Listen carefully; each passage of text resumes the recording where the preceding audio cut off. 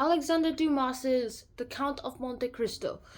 Technically, this is part 1 out of 4, so I'm just going to split this into 4 chapters. Well, the video series, that is. First off, we're going to talk about chapters 1 to 30. Let's go ahead. First off, Dantes is here. Dantes is one of the most famous characters in all of human literature.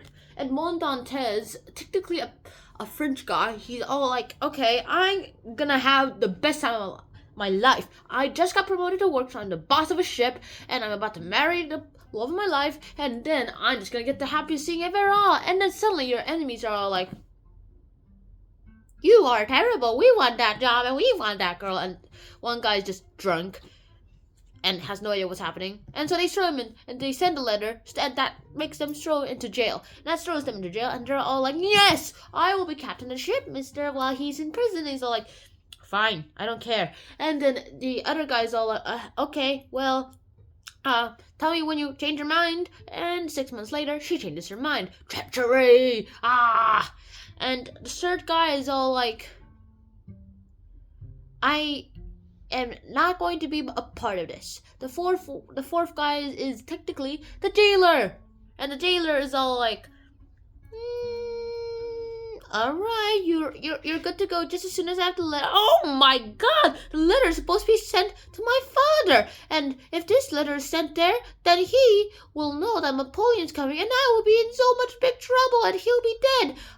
I have to imprison this guy so he'll never tell anyone. I don't care how honest he is, let's just imprison him. And he does that. And this all happens during his before wedding feast, which they call a betrothal. Which they call their betrothal. Right there, you can see betrothal, right, this word, right here. Now, betrothal is basically a thing that they apparently do just before their weddings. And they're all so pumped up and excited about it. They're all like, yay! Have a happy wedding, Dumas. And he's all like, okay, it's gonna happen in the church in an hour. And at that moment, while everyone was going to leave for the church, the prison guards around are all like, you there! You are the Bonapartist. What? What did I do? You went to Elba. And you got a letter, and you were supposed to send it to the other guy, and you also sent a letter to Napoleon Bonaparte. And then he got arrested, and they're all like, have mercy on him, he's the best sailor in the world, without him we'd all be lost, and all that kind of thing, but they're not buying it. Yeah, if he's so honest, he won't be in jail. That happens, and then they're all like, what are we gonna do? Let's bribe him. That didn't work. Their salaries are even higher than the bribe. And then Edmond Dantes is all like, I'm innocent. And he asks for a hearing. And he technically gets it from the secondary judge of these matters. In fact, it turns out there's these 3 people who are in charge. The important guy who does all the charges. The second guy is just the secondary guy who goes ahead and investigates all these charges that are usually connected to the Bonapartist stuff. Apparently, Bonaparte is basically the equivalent of communism at the time, except lots of people see it as capitalism. And then basically, the secondary guy in charge is all like, you know what? I will do it myself.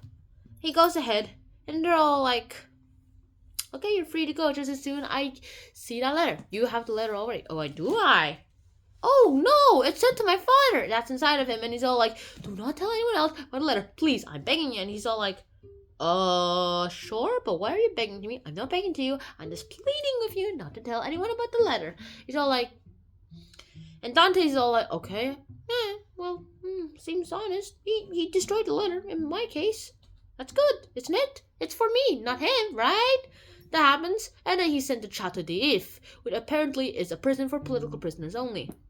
And he's all like, I don't have any political opinions. I am not going to Chateau d'If because I'm innocent. I don't have any political opinions. And they're like, tell that to the judge. I didn't even go to a hearing. I don't care. Bink. And he spends there a few years, and he tries to convince the people. He tries to bribe a person just to send a letter to Mercedes.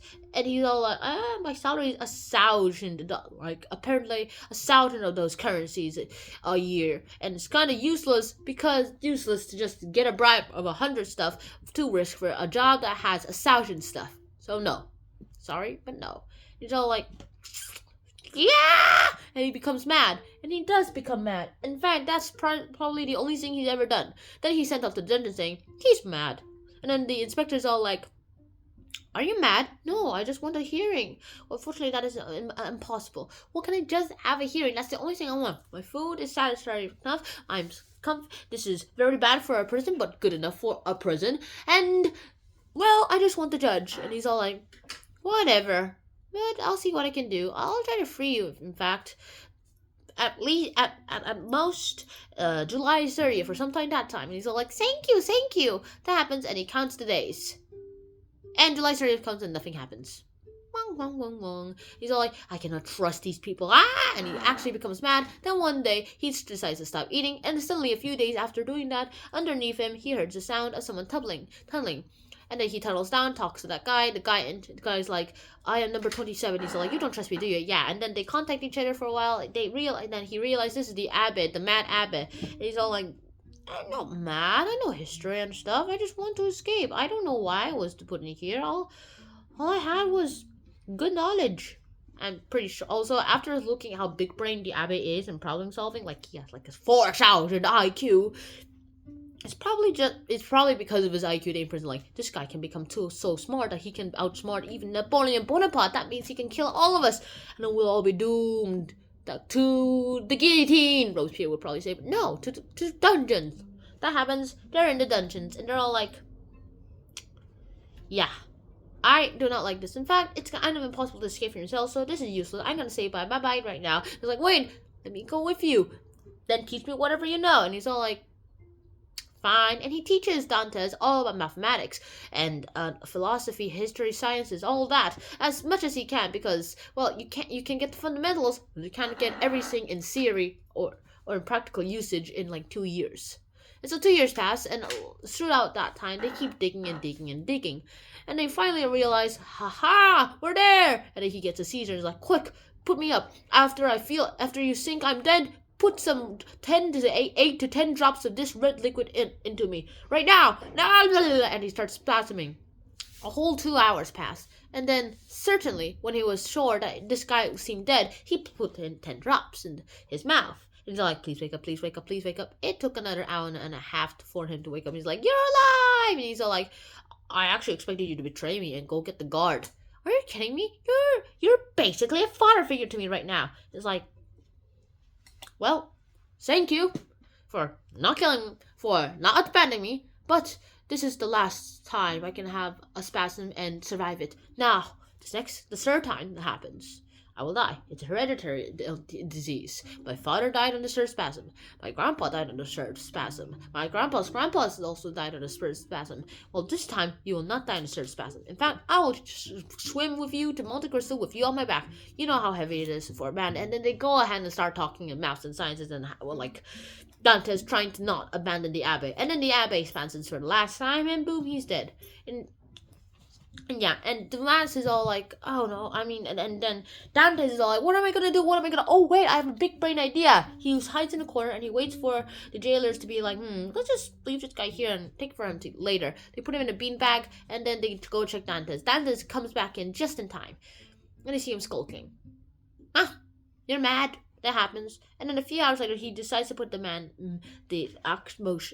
in motion. He puts the abbé out of the sack, puts him under the covers of his bed, I mean Dantes' bed, and he goes into the abbé's sack. And they're all like, okay, 3, 2, 1, let's throw him into the grave, yeah. And they throw him, and he's all like, where's the dirt? And he realizes, wait, I'm in the sea! Ah! And there's a cannonball on his feet, and he's all like, wait, the pocket knife! Slices it open, and he swims up just enough for air and goes back down, because then nobody would see him. And they're like, oh, well, he's dead.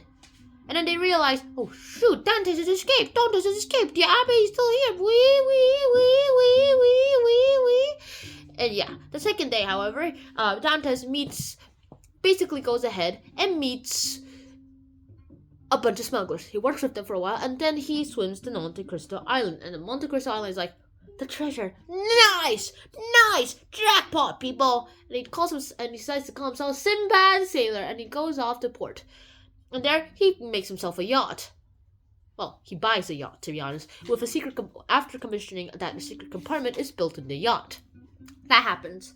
And then the last thing that seems to work out is that, yes, nice, I got a yacht. I got everything I could possibly need. Now for revenge. But first, information. Was the Abbé right that my four so-called friends and Justice Judge are basically just villains? He goes ahead to one of the people. I know, it's the drunkard. And he's all like, okay, I'm at the Abbey. I was with Dantes, and he's told me to sell this ring and give an equal amount to each of his 5 friends. Well, technically 4 friends and Fad. But technically his dad is dead, isn't he? As I heard. Well, yes. What a shame. Well, then I guess I'll just have to split between 4 of you guys then. Now, who were those 4 of those guys?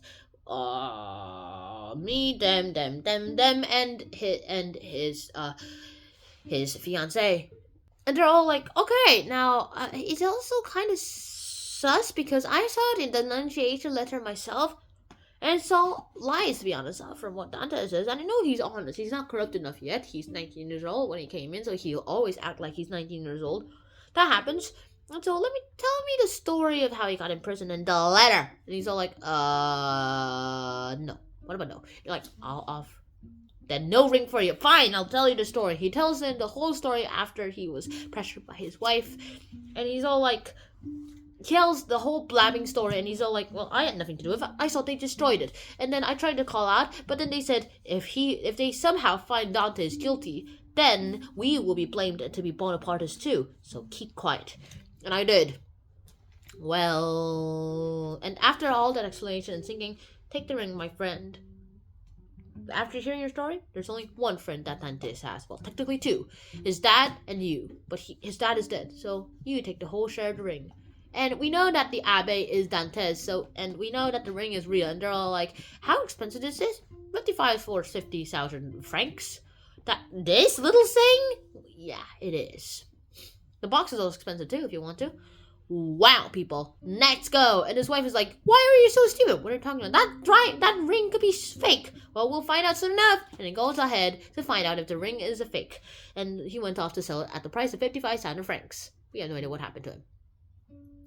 And at that, Dantes says the most famous line in the book. Well, at least to me, the most famous line. And now, said the stranger, farewell, goodness, humanity, gratitude. Farewell, all those feelings that nourish and illuminate the heart. I have taken the place of providence to reward the good. Now let the avenging God make way for me to punish the wrongdoer. And at this, he gave a sign that his men had been waiting for, and he set out sail. This is just chapters 1 to 30. Chapters 31 to 60, they'll be coming soon. And that is the end of today's episode. See you guys soon. Sean out. Peace. Boo.